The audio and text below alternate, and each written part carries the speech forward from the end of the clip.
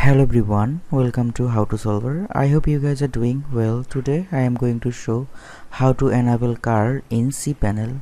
So at first go to your cPanel and then search File Manager. Click on it. Here click on Setting and click on Show Hidden Files. Okay, now create a file which is php.ini and then click on the create new file.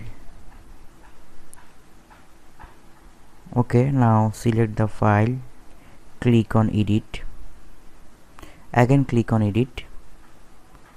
So type this code and then click on the save changes.